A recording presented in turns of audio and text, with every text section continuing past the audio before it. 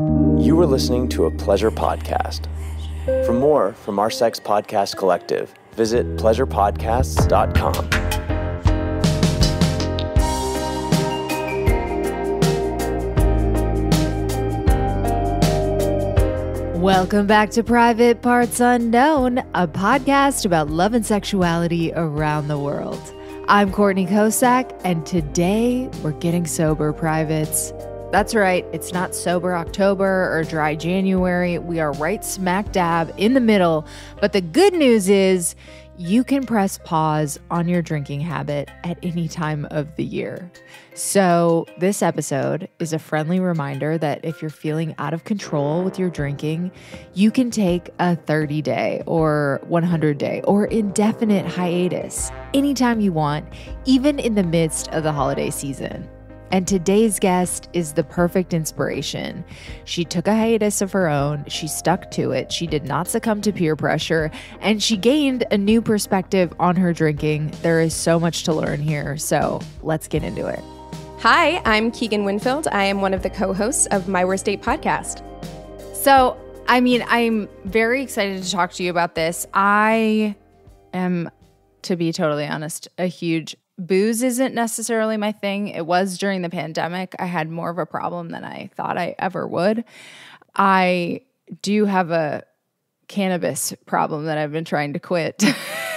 Okay. Yeah, I feel that. But yeah, I just wanted to hear about your 100-day journey, what you learned. It sounded like you, from that post and just chatting with you at that event, like you had done a bunch of research that kind of informed your decision. And yeah, I just want to hear about what inspired you to do that and what you learned about yourself in the process.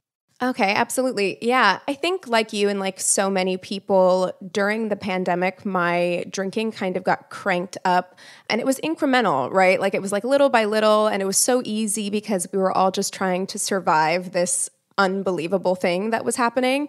And there was so much isolation going on and it was like, what else are we going to do? We can't go anywhere.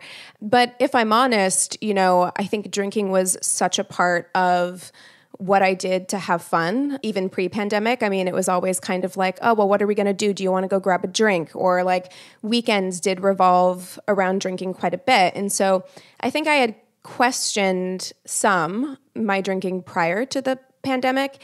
Drinking for me, it caused me to have anxiety. It caused me to wake up in the middle of the night. And so I would often find myself awake at like 3 a.m. with just like heart racing anxiety, alcohol-induced anxiety, telling myself like, you have to drink less. Like this, it doesn't feel good. It's clearly not good for you. Like you need to decenter it from your life. You need to drink less. And then the next day would be Saturday. And it's like, well, what are you going to do? You're going to go back out and you're going to drink again, right. And so then it started weighing on me, well, like, why can't I drink less? Because of course it was like, well, I'm not an alcoholic, right? I'm not an alcoholic. I don't have a major problem. I've seen intervention. I'm not like that. So like, I don't have an issue.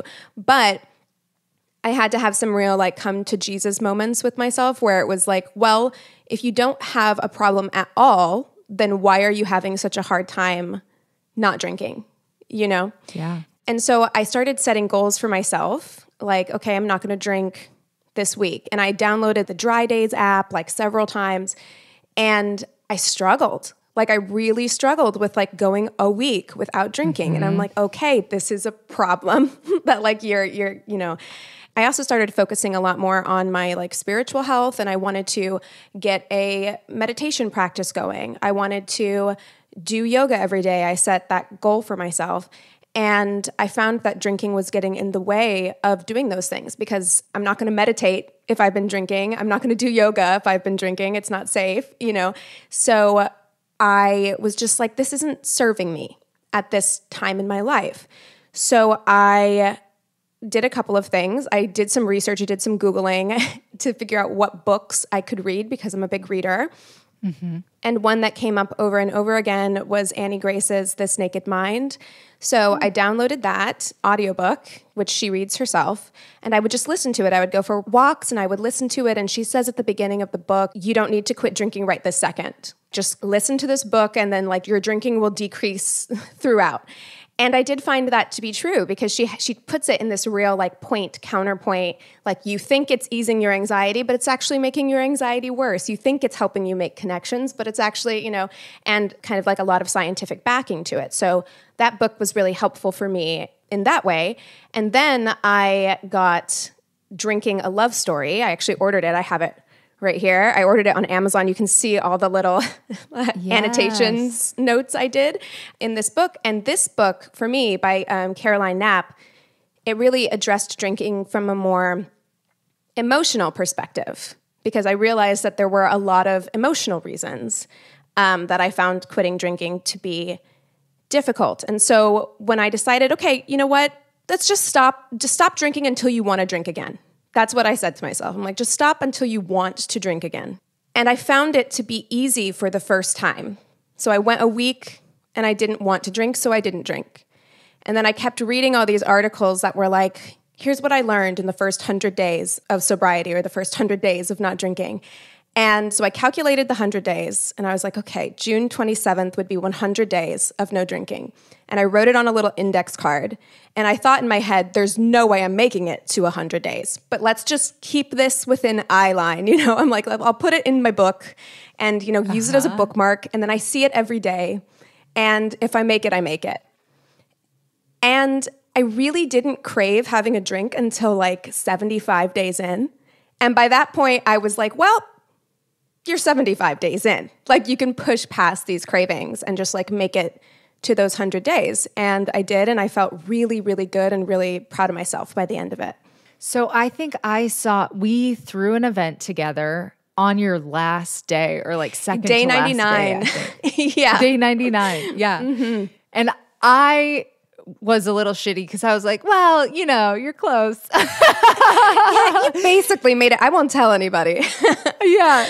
Did you get were you in other social situations like that where other people were like, well, but you could, did you feel those kind of pressures? I think so to some degree, or people, maybe not quite in that kind of like direct way, but people just kind of being like, but you're not like an alcoholic. Like you don't have a real problem. So like, why would you want to go this many days? Like, or they would say good for you, but in kind of this like condescending way, which was just like, oh, good for you, that you feel like you need to do that. Like, what must it be like to, be drinking in a way where you feel like you have to stop, and it was never said that way, but that's definitely the feeling that I got, I don't know. And in my head, I was just like, well, I don't know. I feel healthy. I feel good. I don't think it's that you have to be falling down drunk every day to want to take a break from alcohol and give your body a rest. Yeah.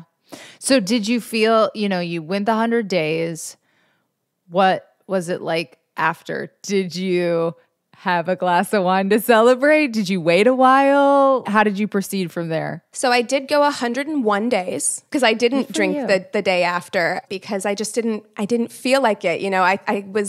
There was a little bit of apprehension actually, about going back into drinking. I was like, what if I go back to drinking the way I was drinking before? And, so there was some nervousness there. So I didn't start drinking immediately. I did have a glass of wine on day 102. And it was kind of like this little experiment. I was making dinner and I was drinking and I was taking very little sips to kind of figure out, okay, at what point during the drinking do I start to feel something? And it really was like 3/4 of a way through one glass of wine.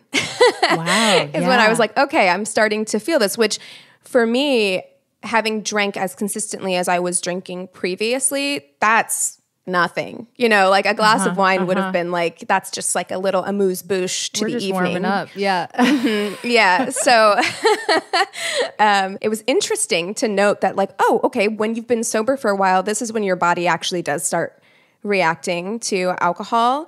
And then I wasn't drinking every day, but when I wanted to have a glass of wine or something, is usually wine, I would, but I was very, very conscious of at what point does it stop feeling good to me? Yeah. And really, and it's the same till now pretty much, is 2. Like 2 glasses of wine is like when I feel good. Anything beyond that, I start to feel drunk. And what I've really started to learn about myself is that I actually don't like feeling really drunk. Like I just actually don't really like it. I thought that I did for a long time, but I actually don't, you know? So I try to keep it to that 2 glasses.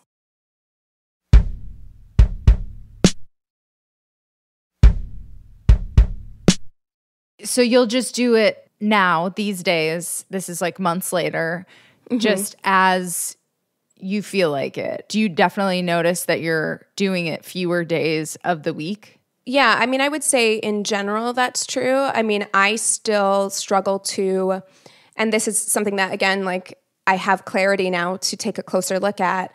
I struggle to find coping mechanisms. Like if I've had a hard day, my brain still goes, well, you should go pour a glass of wine. So that's something that I have to be very conscious of to try and keep a check on. I definitely am drinking less than I was drinking before the 100 days. I set a couple of rules for myself whenever I went back to drinking, because I really struggled with whether or not I would even go back. Like I thought maybe this sobriety will just be permanent and I'll just never drink again. But I spent a lot of time figuring out if that's what I wanted to do, decided it wasn't what I wanted to do, but knew that if I was going to go back to drinking, I needed to set up some parameters around it for myself. So I made 2 rules for myself, and one was never have a drink if you don't want to, which sounds silly.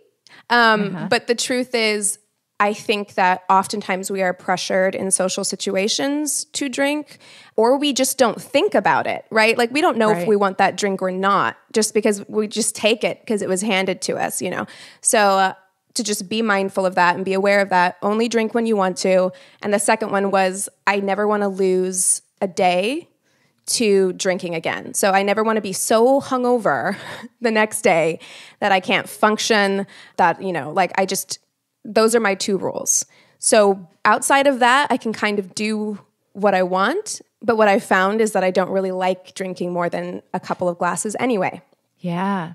Did it inspire, you know, like you got me thinking, did you get other people around you, your worsties, thinking about this? And did anybody get back to you about their own journeys? I did have a few people DM me whenever I made that Instagram post. I did say, like, you know, I'm not trying to be preachy or whatever. If you're interested in knowing why I did it, or if you want to know kind of like the resources that I used, then reach out to me. And I was actually surprised by the number of people who did reach out who said, you know, I'm really curious about this. It's something that I've been thinking about for a while. Like, how did you get started? Why did you get started? And how have you found it to be? So I haven't had a lot of people come back to me with updates on whether or not they decided to maybe try a 30 days or 100 days for themselves. But I definitely was surprised by the number of people who reached out with just the curiosity. I think more and more people are curious about what that feels like. Were there any other resources that you used during that time? Those 2 book recs are so good. This Naked Mind and Drinking a Love Story. Was there anything else that was really helpful? There's another book I read called Drinking Games, which is a memoir. That one is more from a millennial perspective. I don't know that I would classify it so much as an addiction memoir, but it's still very interesting if you want kind of a millennial voice. Drinking a Love Story is definitely very like Gen X kind of centered. So if that's something that you're interested in, I would definitely give that one a read. Other than that, what I did was I made a private Pinterest board called Sobriety, and it was just for me. And I would find articles that I found interesting and I would just dump them in there so that I could go back and find them. I also made a private Pinterest board called Mocktails with just recipes for mocktails so that I could feel like I was still doing something fancy and, you know, participating in drinking culture without actually needing to have an alcoholic beverage. So those 2 things, I wish I could say which articles I read that resonated with me, but you can find all kinds of sources online, even on Pinterest. Like there's tons of sober people on Pinterest. There's also a podcast called Sober Powered, And that podcast, I met the host, Jillian, at a few podcasting events. She's lovely. She's so knowledgeable, and she talks a lot about kind of addiction and the brain and how those things work. So I would definitely give her a listen and a follow on social media as well. Did you wind up going to any meetings, or that wasn't really kind of where you were at with it? Yeah, I didn't. I'm not opposed to meetings if that's something that you feel like you need to stay on track. I know for a lot of people, community is very important. It was interesting, because the two books that resonated with me the most, This Naked Mind and Drinking a Love Story, take two very different approaches to sobriety. So Caroline Knapp had to go to AA. She's an AA proponent, is pretty vocal about the ways in which AA saved her life. And Annie Grace doesn't necessarily think that you need to be in AA to get sober. However, she does have her own This Naked Mind community. So there is a lot of people, really value that community aspect. I didn't partake in anything. I kind of just bulldozed it and did it on my own. But I definitely think it's helpful for a lot of people. Yeah.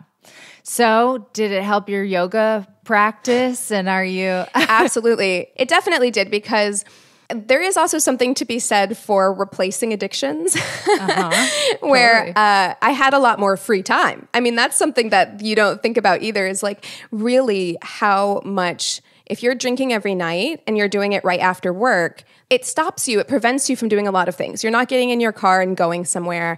Even for me, reading is something that I like to do every day. I have a lot of reading goals for myself. I can't focus on a book if I've had too much to drink, So drinking can really prevent you from doing a lot of things with your evening. And so I kind of just subbed out drinking right after work to doing yoga right after work, which is a much healthier addiction, if you have to pick one.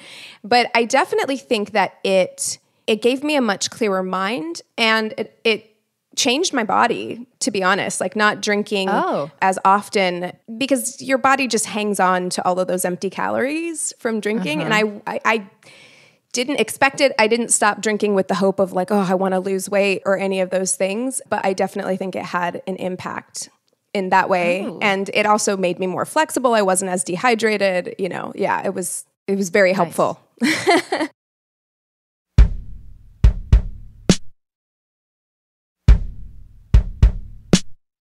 I don't know if you have this, but I have definitely had, where you wake up the next morning and you're like, oh God, did I say this thing? Or I'm not sure what I said, which is the worst fucking feeling ever. Yes. Yeah. I mean, actually, that was one of the things, because the day I decided to quit drinking, it was the day after my birthday party. So it was the day before my actual birthday, but it was the day after my birthday party. And it wasn't even that I did or said anything that was that embarrassing, but I did remember it the next day and had that kind of cringe moment of just that is not something that I would have said out loud if I had not been drinking. And again, it wasn't even something so bad, but it was just that realization of you are not as in control as you think you are. And that is scary. That's embarrassing. And it really fed into this high anxiety that I didn't love. It was giving me panic, And yeah, absolutely. Those hangover feelings, anxiety, and memories of what did or didn't happen the night before, horrible. Yeah.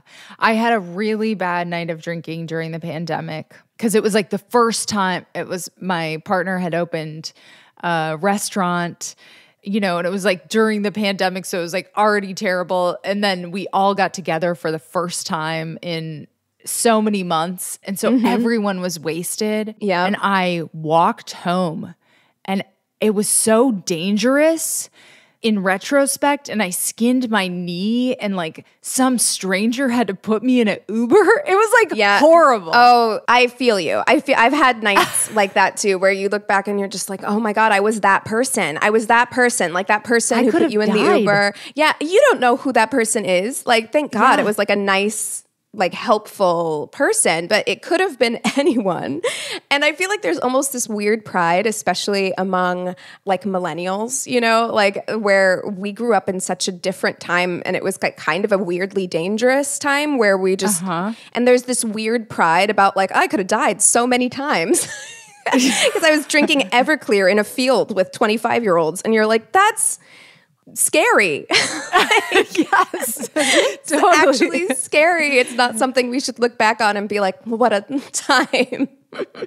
Yeah, I remember after that, I quit drinking for 30 days because I was just like, I need to not do that. I normally am not, I don't feel, you know, like now, I'm not, I could go, I don't know how many nights without having a drink. It's like, I'm not waiting for it. But during that time, I definitely had started to rely on it. And so going 30 days was way harder than I thought it would be. And that's when I was like, oh, this is maybe a problem.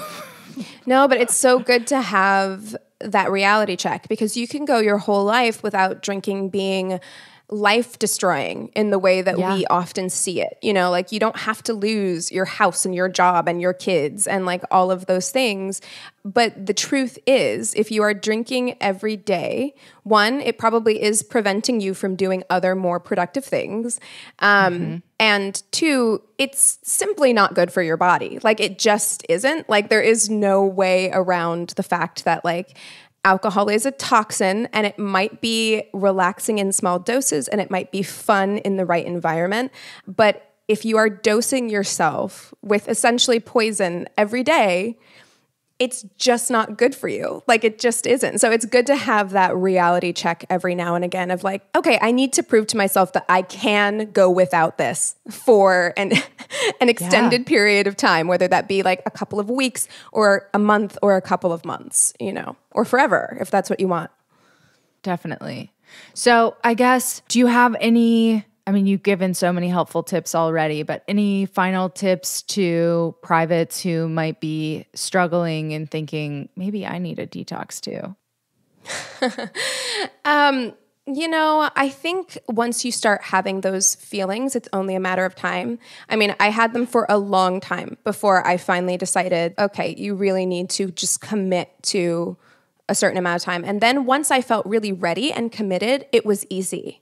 And I don't want to say that it will be easy for everybody, but I do think once you have an understanding of what you want, the way that alcohol is actually like negatively impacting your life, it will help make that decision easy for you, and you won't want to drink in the same way that you did before.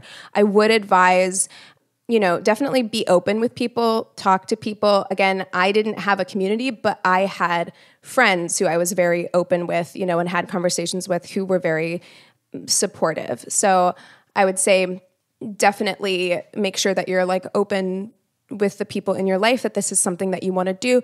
And anyone who's not supportive of that, in my experience, it says more about them than it does about you. It says something about the way that they feel about their own drinking and their own issues with that. And so just ignore it.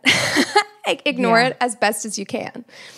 And if you need to let those people go while you're focusing on your health and your sobriety, then maybe you need to do that. For sure. Well, thank you so much. Tell everyone about, you have an awesome podcast, so they should listen to you. Tell them about your podcast. Thank you so much, Courtney. So I have a podcast with my co-hosts, Christina and Cassie, called My Worst Date Podcast. We tell dating stories. If you are listening to this and you have some dating disasters that you would love to share, we are super, super open to those. Maybe we'll read them on the podcast. You can email us at myworstdatepodcast@gmail.com. You can also find us on social media at My Worst Date Podcast. And you can find me on social media at Keegan.Winfield, though I am a pretty infrequent poster at this moment in time. I think that post after my 100 days was the last thing I have on my on my Instagram, and that was months ago. So yes, but thank you so much for having me, Courtney. It's always wonderful to sit and chat with you. Yes, definitely. Thank you so much.